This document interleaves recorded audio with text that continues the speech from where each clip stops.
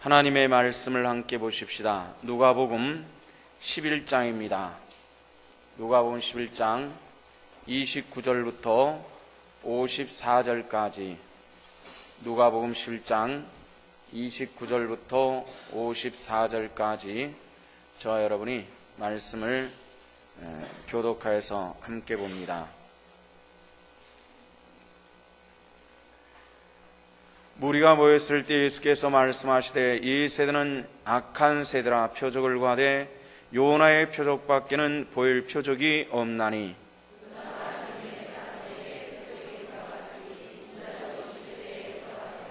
심판 때 남방여왕이 일어나 이 세대 사람을 정죄하리니 이는 그가 솔로몬의 지혜로운 말을 들으려고 땅 끝에서 아스미거니와 솔로몬보다 더 큰 이가 여기 있으며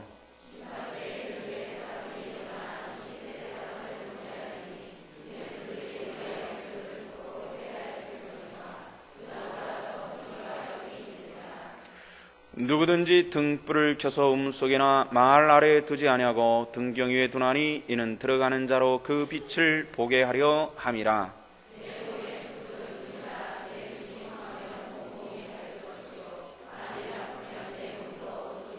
그러므로 내 속에 있는 빛이 어둡지 아니한가 보라.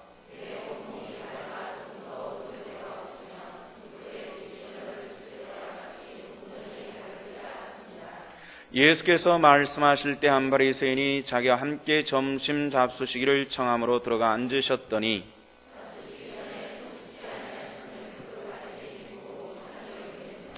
주께서 이르시되 너희 바리새인은 지금 장과 대접의 겉은 깨끗이 하나 너희 속에는 탐욕과 악독이 가득하도다. 그러나 그 안에 있는 것으로 구제하라. 그래야만 모든 것이 너에게 깨끗하리라.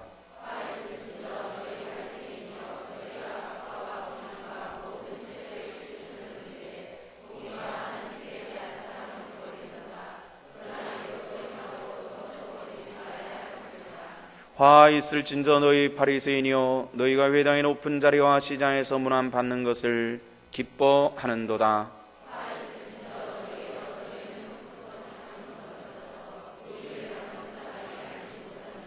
한 율법 교사가 예수께 대답하여 이르되 선생님 이렇게 말씀하시니 우리까지 모욕하심이니이다.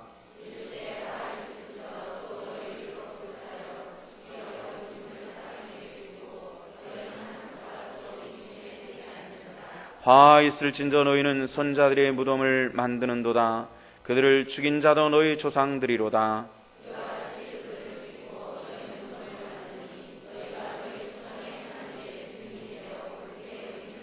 그러므로 하나님의 지혜가 일렀으되 내가 선자와 사도들을 그들에게 보내리니 그 중에서 도로는 죽이며 또 박해하리라 하였느니라.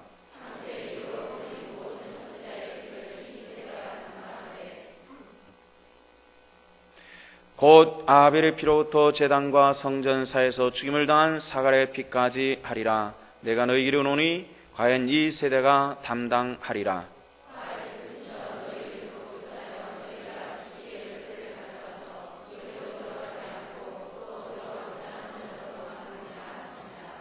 거기서 나오실 때 서기관과 바리새인들이 거세게 달려들어 여러 가지 일을 따져 묻고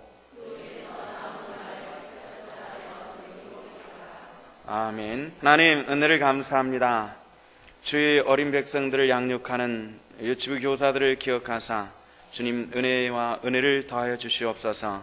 전년서부터 주를 위해 헌신하는 어린 백성들 기억하시고 저들의 앞길을 대로와 같이 열어주시옵시며 주를 섬김에 힘쓰는 자들의 공급하시는 하나님의 복된 은혜를 모든 사람이 알게 하여 주시옵소서. 감사를 드리며 예수 그리스도 이름 받들어 기도하옵나이다. 아멘. 누가복음 말씀을 우리가 수요일 저녁과 주일 저녁 시간에 계속 보고 있습니다. 누가복음 11장 29절로부터 54절의 말씀을 함께 보셨는데 예수님께서 이 시대에 대해서 뭐라고 표현하셨죠? 29절 말씀 보니까 이 세대는 악한 세대라 이렇게 표현을 했습니다. 어떤 세대에 대해서 그렇게 표현한 거죠?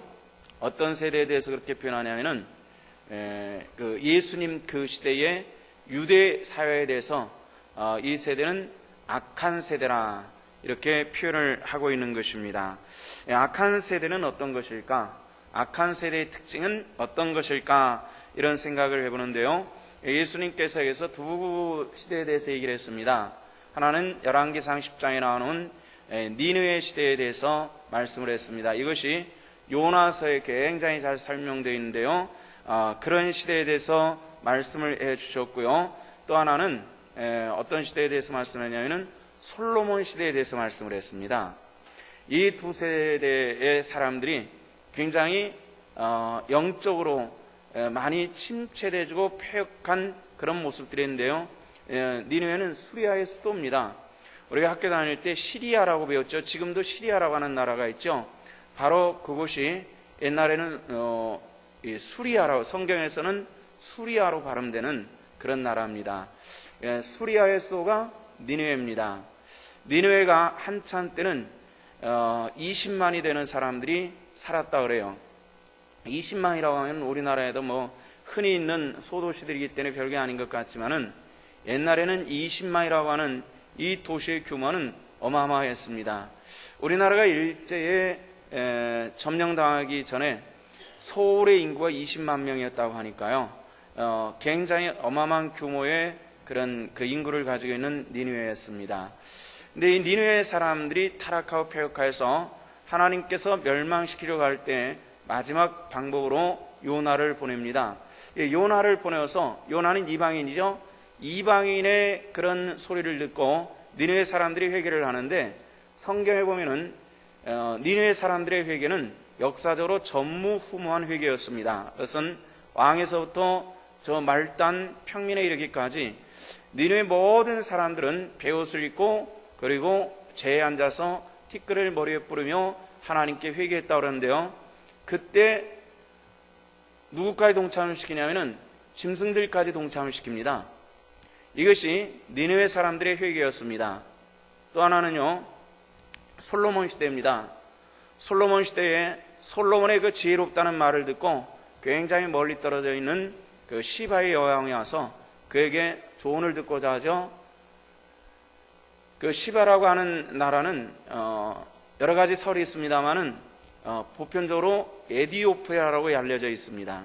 에디오피아 여왕이 그곳에까지 와서 솔로몬을 만나보러 오는 겁니다.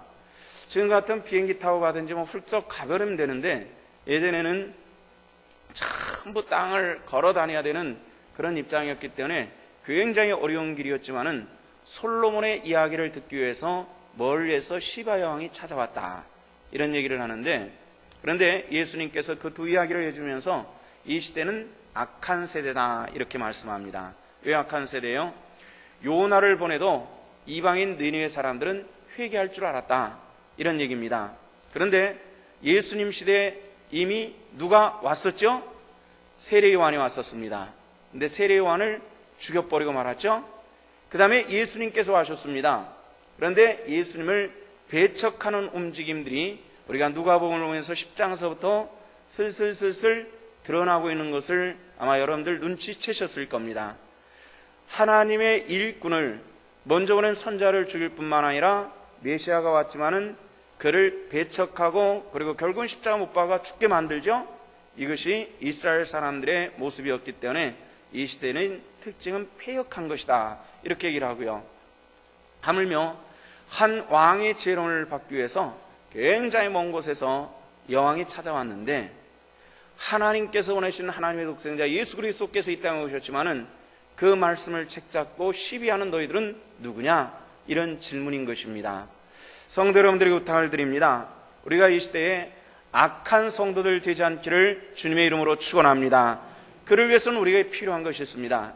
하나님의 말씀은 하나님의 말씀으로 받아들일 수 있기를 원합니다. 그런데 이것이 안 되는 그 예수님 당시 이스라엘 사람들의 특징은 하나님의 아들도 하나님의 말씀도 그것을 그대로 받아들이지 못했던 것이 그 시대 사람들에게는 슬픔이었고 악한 일이었다, 이렇게 설명을 하고 있는 겁니다. 자, 그럼 주님 시대는 어떤 시대였을까? 우리가 주님께서는 이 시대는 악한 시대다, 이렇게 표현을 하고 있는데요. 주님 시대의 그 이스라엘 사회는 어떤 의미에서는 상당히 업된 이런 분위기를 가지고 있었습니다. 그 이유는 뭐냐면은 솔로몬 이후에 이제 이스라엘 백성들이 솔로몬이 성전을 짓고 그 다음에 이스라엘이 바벨론에 포로돼 가면서 성전이 없어졌죠.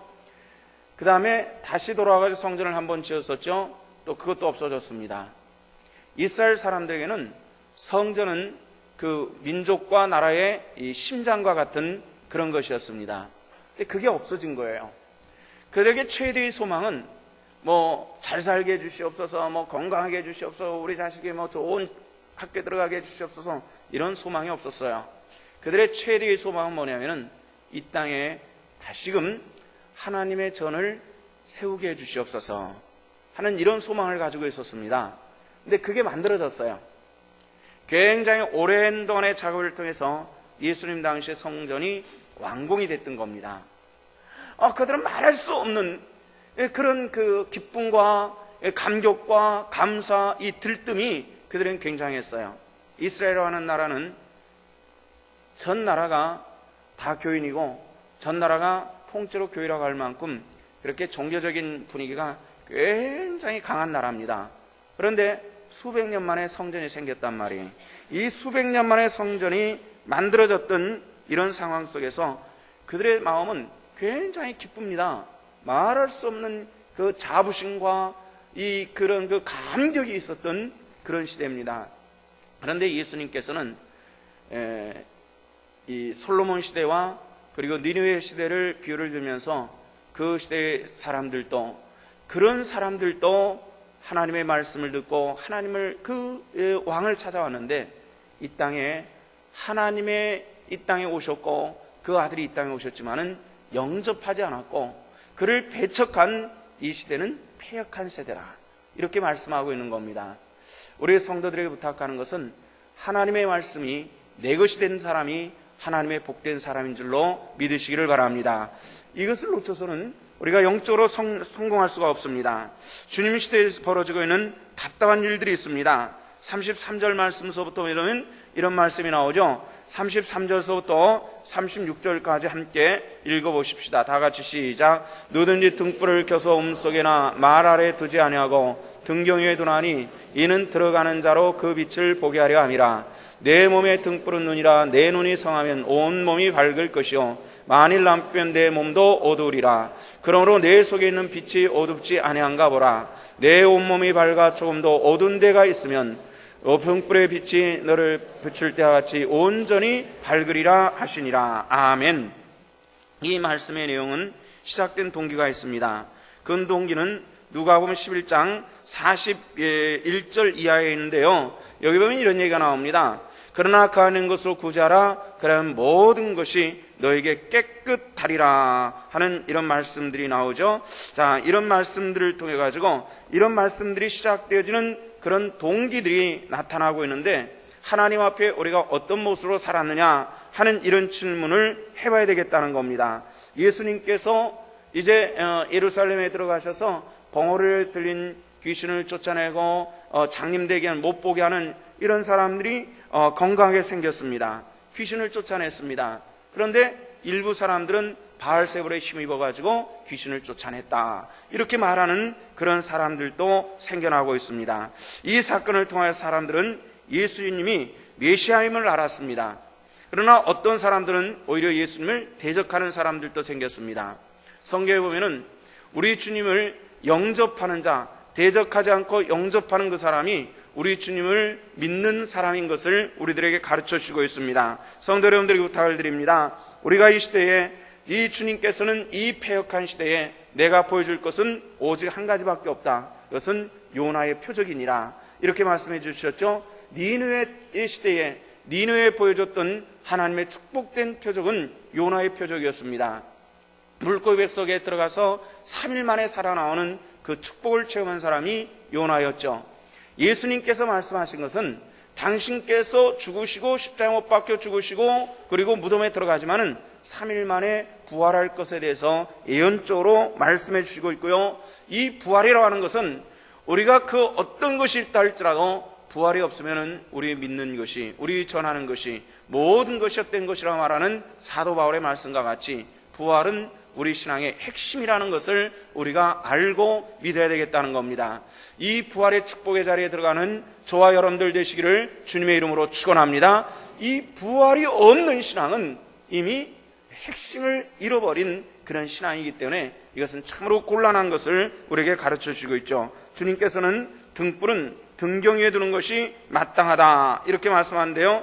먼저 등불이 구체적으로 어떤 것을 얘기하는 것인지 우리가 살펴봐야 되겠는데요. 첫째는 등불이 성경적으로 상징하는 것이 있습니다. 이것은 예수님께서 그들에게 비추는 등불인 것을 말씀하신데요. 33절에 보면은 누구든지 등불을 켜서 음속에나 말 아래 두지 않고 등경에 두나니 이는 들어가는 자로 그 빛을 보게 하려 함이라. 빛은 어둠을 비추는 것이고 어둠 속에 들어가는 사람은 그 빛을 보게 하기 위해서 등불을 켜두는 것이지 보관하기 위해서 켜두는 것은 아니다 이렇게 말씀하시는 겁니다. 그런데 그 빛이라고 하는 것이 구체적으로 뭐냐? 이런 질문을 해봐야 되겠는데요. 성경 말씀을 우리 좀 찾아서 오늘은 좀 읽어보도록 하십시다. 요한복음 1장 5절 말씀입니다.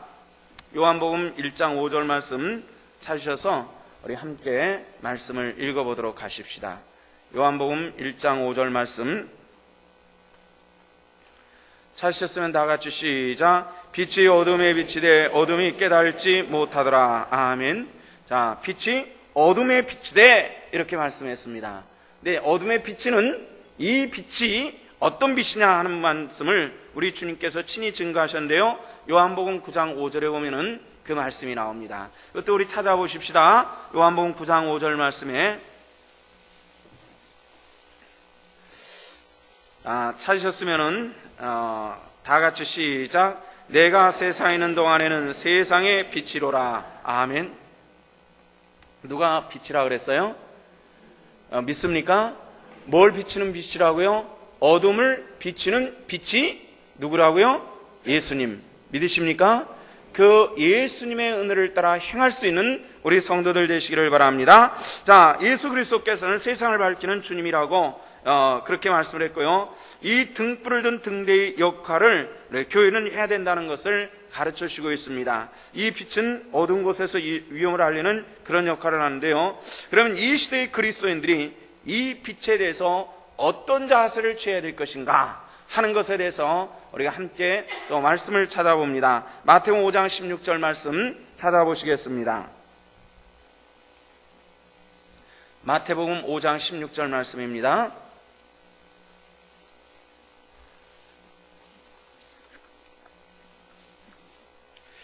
찾으셨으면 다 같이 시작. 이같이 너희 빛을 사람 앞에 비치게 하여 저희로 너희 착한 행실을 보고 하늘에 계신 너희 아버지께 영광을 돌리게 하라. 아멘. 자, 뭐라 그랬어요?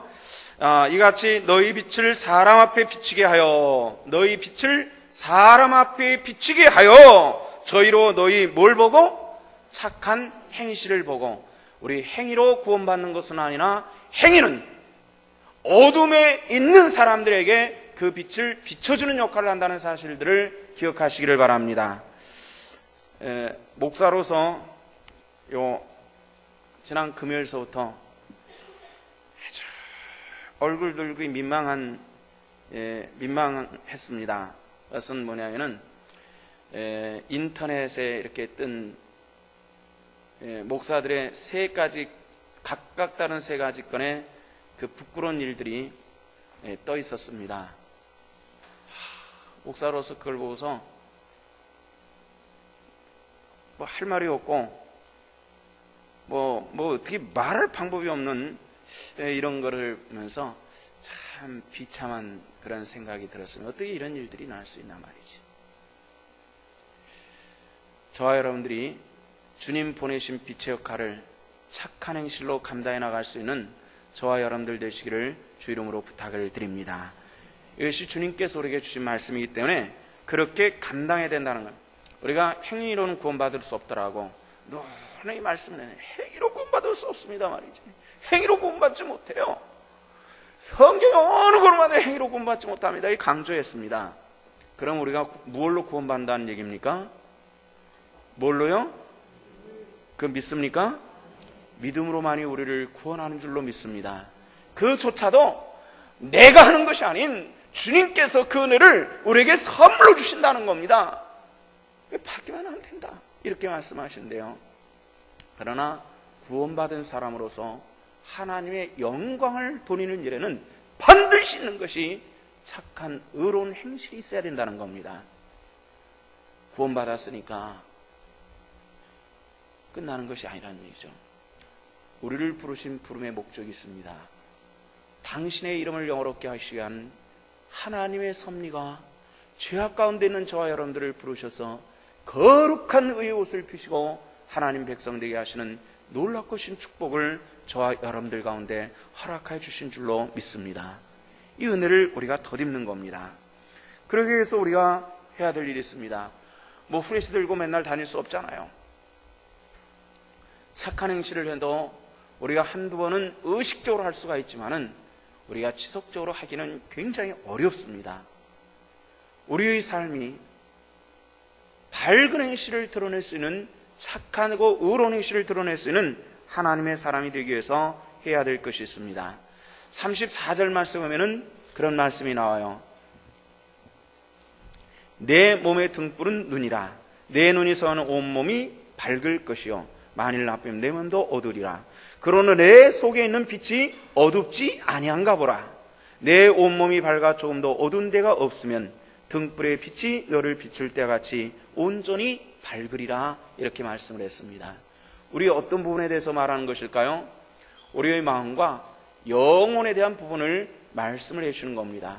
저와 여러분들이 주님의 빛이 내 속에 들어오심을 통해서 내가 주님 안에 있고 주님께서 내 안에 계시는 이 밝은 아름다운 모습으로 하나님을 섬겨나갈 수 있는 이 하나님의 놀랍고 신 축복이 우리 성도들 가운데 함께 할 수 있기를 주 이름으로 부탁을 드립니다. 어두운 데서 떠나도록 하십시다. 좀 밝은 데로 나가도록 하십시다. 하나님의 말씀이 내 귀에만 머물러 온 것이 아니라 내 영혼을 주관할 수 있는 그런 능력이 있는 하나님의 권속들 될 수 있기를 주 이름으로 부탁을 드립니다. 이것이 이루어져야만 합니다. 현대인의 가장 두렵고 무서운 병이 뭐라고 얘기하죠?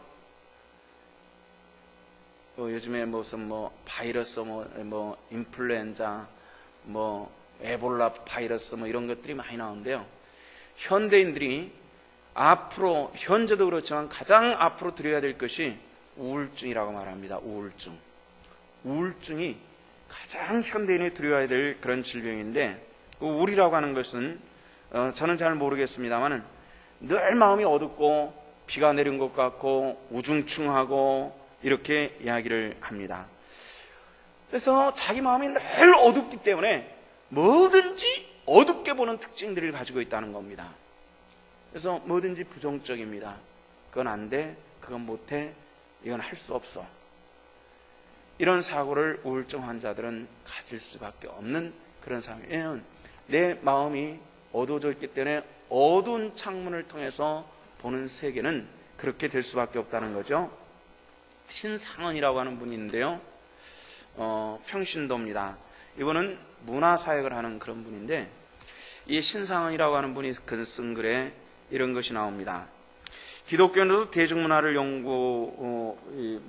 연구를 하면서 대중가에 대한 연구한 글을 보았습니다. 우리나라 역사 속에서 어둡고 칙칙한 노래를 한 사람들이 많이 있었다 그래요. 근데 그런 사람들이 대체로 어둡고 칙칙한 인생을 살다가 자살을 한다든지 비참하게 인생을 마감을 하는 것이 거의 대부분이 그렇다고 합니다. 참, 저는 이 대중 가요에 대해서 많이 알지 못하기 때문에 그 사람들 이름을 들어도 빨리빨리 잊어버리고 마는데요. 배우 같은 사람들도 안개 낀 장춘당 공원 이렇게 노래한 사람이 있었죠. 어른들은 생각나시나 봐요. 우리 한번 하고 할까요? 젊은 사람들은 잘 모를 거예요. 근데 어르신들은 목소리 쫙 깔고 안개 낀 장춘당 공원 이렇게 쫙 목소리 깔고 멋있게 부르는 사람인데, 그 사람이 돌아가는 삼각진이 이렇게 좀 우중충한 노래를 많이 했는데 인생도 참 그렇게 비참하게 세상을 마쳤다라는 나름대로 연구 결과들을 그렇게 글을 쓴 것을 보았습니다. 근데 요즘의 대중문화는 어떻게 흘러가고 있냐면은 불륜과 이혼, 근친 문제들, 이런 것들이 심각하게 대두가 되고 있습니다. 요즘에 대중매체들이 또 이런 걸 가지고 먹고 살아야 되는지 하여튼 뭐든지 드라마 주제들이 그렇게 돼 있는데 또 뭐가 또 그렇게 재밌다고. 우리 여자 성도님들 만나면은 내가 말씀을 묵상을 해가지고 이렇게 은혜 받아서 그런 게 아니라 이번 드라마에 뭐가 전 제목도 몰라요. 아내의 남편의 아내인가 아내의 남편인가 뭐가 있어요? 권사님은 아시는 것 같아요. 한번 해보세요, 이 권사님. 예? 아내의 유혹. 그것도 굉장히 좀 급급한 드라마 같은데요. 언뜻 들어보니까 여자가 맨날 성질내고 막 그런 것 같아요. 잠깐 봐도. 그거 보셨습니까, 권사님이? 보지 마십시오. 예?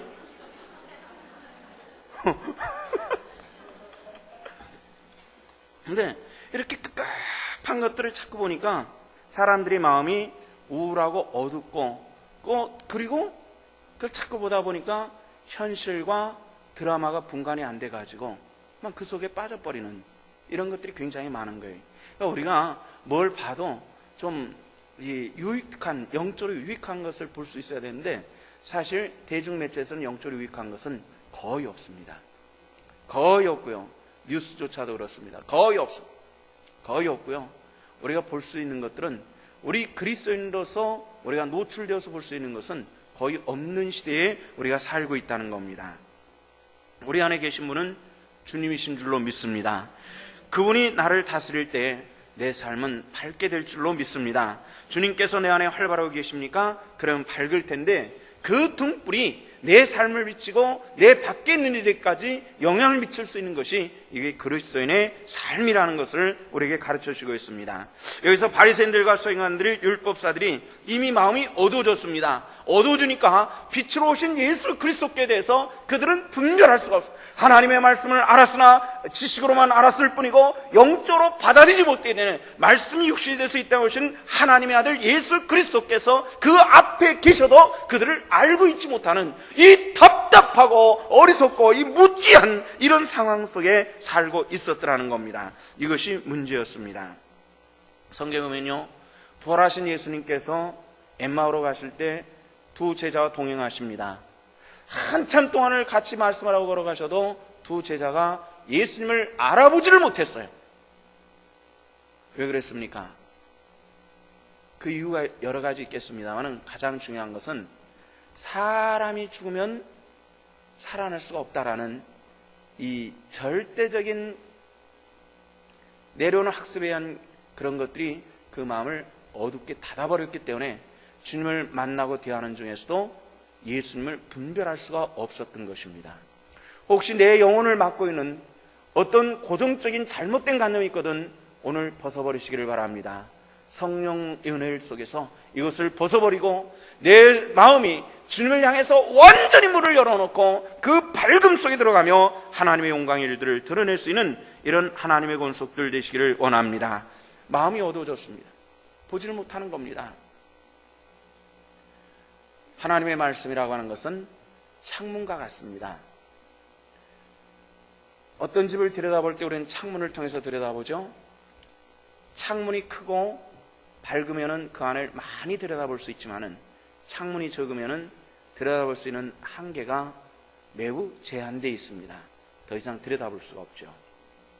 그래도 더 들여다보기를 원한다면은 까치발을 떼어가지고 목을 아예 창문 속에다 들여놓고 봐야 되는데 그렇게 하기 위해서 우리를 받쳐주는 분이 계시다는 겁니다. 성령께서 저와 여러분들을 더 많은 것을 하나님의 그 깊은 은혜를 체험할 수 있도록 나를 떠받쳐주고 계시는 그 성령님의 은혜를 또한 체험해 나갈 수 있는 우리 하나님의 권속들 신성의 자녀들 되시기를 주 이름으로 부탁을 드립니다.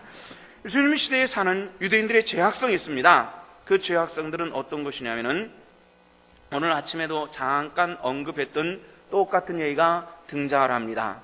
그 똑같은 얘기라고 하는 것이 37절서부터 오니까 예수께서 말씀하실 때 한 바리새인들이 자기가 점심 잡수처럼 들어가셨더니 잡수시에 손 씻지 아니하심을 그 바리새인 보고 이상히 여기는지라. 또 손 씻는 얘기가, 성경은 손 씻는 얘기가 참 많이 등장을 해요. 그것 때문에 예수님께서도 비난을 참 많이 받아요. 그리고 예수님께서 그걸 되받아치는 얘기들이 많이 등장을 하는데, 이 사람들은 어떤 것이냐면은 성경에서 주님께서 그들을 책망하시는데 이렇게 책망하시는 겁니다. 44절에 보면은 뭐라 책망하시냐면은 영적으로 교만하고 그리고 바르지 못한 사람들에 대해서 표현한 것이, 우리 한번 같이 한번 보실까요? 44절입니다. 화 있을진저 너희는 평토장한 무덤 같아서 그 일을 받는 사람이 알지 못하느니라. 평토장한 무덤이, 유럽 사람들은 평토장하죠. 파서 시신을 넣고 그 안을 완전히 덮어가지고 그냥 잔디를 입혀버리고 그 위에다가 조그만 묘비석 하나 세워놓는 형태인데요. 묘비석이 없어지면은 그 안에 시신이 묻혔는지 안 묻혔는지 알 수가 없습니다. 너희들은 마치 평토장한 무덤과 같도다. 뚜껑을 살짝만 열어보면은 썩어 있는 것과 같은 그런 모습들이도다. 이렇게 말씀합니다. 참 성경을 많이 아는데 그 앞에 계신 예수 그리스도를 알지 못하는 그 유대인들의 현실적인 측면을 직시하시면서 너희들은 평토장한 무덤과 같다. 겉은 평범하지만 그 안에는 다 썩어버리지 않았느냐. 저와 여러분들이 평토장 무덤같이 되지 않기를 원합니다. 정말 주님 앞에 정결한 모습 되기를 원합니다. 기독교 2000년 역사 속에서 교회가 가장 건전할 때는 조금은 핍박받는 교회고요, 조금은 가난한 교회였습니다. 교회가 자유롭고 그리고 교회가 세상의 권력을 쥐기 시작하면은 그때는 반드시 교회는 타락했습니다. 그래서 어느 정도 교회는 정치와 조금 거리를 멀게 해야 될 필요성들이 조금 있기도 합니다. 이 한국 교회는 현재 굉장히 목사의 눈으로 볼 때 매우 위험합니다. 이 위험은 목사들로부터 시작되는 위험이기도 합니다. 그를 위해서 우리는 깨어있어야만 합니다. 우리가 마지막 때까지 교회의 순수성을 지키며 우리 구주 예수 그리스도의 오시는 그날까지 하나님 앞에 부끄러움 없는 교회로 마지막 때까지 들려 올라갈 수 있는 그런 하나님의 권속들, 우리 신성의 성도들 되시기를 축원합니다. 근데 이런 말씀들을 쭉 하셨는데 53절과 54절에 보면은 이 인간들의 폐역성이 어떤 모습인지 우리가 볼 수 있는 것인데요. 53절과 54절을 보십시다. 다 같이 시작. 거기서 나오실 때 서기관과 바리새인들이 거세게 달려들어 여러 가지를 따져 묻고 그 입에서 나오는 말을 책 잡고 자요 노리고 있더라. 자, 우리 성경 많이 읽었어도 이런 말씀 눈 깊이 가슴 새기면서 읽을 기회들이 아마 여러분들 많지 않으셨을 거예요. 뭐라 그랬어요? 이제 그 사람들과 논쟁을 마치고 나오실 때에 서기관과 바리새인들, 누구들이죠? 성경을 많이 아는 사람들입니다. 아주 가장 종교적인 사람들입니다. 어떻게 달려들었다 그랬어요? 거세게 달려들었어. 우리 신랑은 우통을 벗어 그냥 막 팔뚝을 걷어들고 그냥 열내가지고 달려들어서 그냥 가시려고 합니까? 다 따지고 가셔야죠! 하면서 막 아마 달려들었을 거예요. 아주 무섭게 달려들었을 겁니다. 여러 가지 일로 따져묻고 그리고 말하길 그 입에서 나오는 말, 누구 입에서 나오는 말이요? 예수님의 입에서 나오는 말을 책 잡고자 하여 노리고 있었다. 뭘 책 잡을까? 이걸 노리고 있었습니다. 그래서 그 노림의 결과가 예루살렘에 들어가셨을 때 어떤 사건이 이루어지느냐 하면은 예수님께서 예루살렘에 들어가셨을 때 한 여자가 그냥 남자들에서 막 끌려와가지고 그냥 패대기처럼 무릎을 꿇게 만들고 이 여자가 간호하던 현장에서 들켰습니다. 이 여자를 어떻게 했을까요? 이렇게 질문합니다. 율법에는 간음하다 현장에 걸린 여인은 돌로 쳐 죽이라고 그랬거든요. 돌로 쳐 죽여라. 율법대로 죽여라 그러면은. 그럼 지금까지 당시 말하는 사랑은 어디 갔습니까? 따질 기세고요. 사랑으로 용서를 해주라. 그러면은 율법을 어기는 자라고 고발할 태세였습니다. 이것이 가장 패역한 시대의 사람들의 영적인 모습이었습니다. 하나님의 말씀이 있을 때, 주의 말씀이 있을 때 이 말씀이 내 심령에 뚫고 들어올 수 있는 방법이 없었습니다. 그 이유는 무엇이었습니까? 주님의 말씀과 언쟁만을 하려고 달려들었던 그 사람들의 영성이 그렇게 나타나고 있더라는 겁니다. 저와 여러분들이 정말 주님의 말씀과 그 은혜 안에서 겸손함으로 그 말씀이 내 안에 빛이 되어서 나를 비추며 어둠을 몰아내는 그 거룩한 하나님의 백성으로 승리할 수 있는 이런 하나님의 권속들 되시기를 주 이름으로 축원합니다. 기도하십시다. 아버지의 은혜를 감사합니다. 오늘 우리가 누가복음 11장의 말씀을 함께 보았습니다. 주님, 그 시대의 사람들 성경 말씀을 많이 한다고 하고 또 종교적으로 많은 것을 가지고 있는 사람들이 예수님과 대적하고 예수님을 책잡으려고 그렇게 하는 이 패역의 모습들을 봅니다. 오늘 이 시대에 우리가 그리하지 않게 하시고 하나님의 말씀이 있거든 그 말씀에 겸손히 받아들이며 무릎 꿇는 성도들 될 수 있도록 함께하여 주시옵소서. 감사를 드리며 우리 구주 예수 그리스도 이름 받들어 기도하옵나이다. 아멘.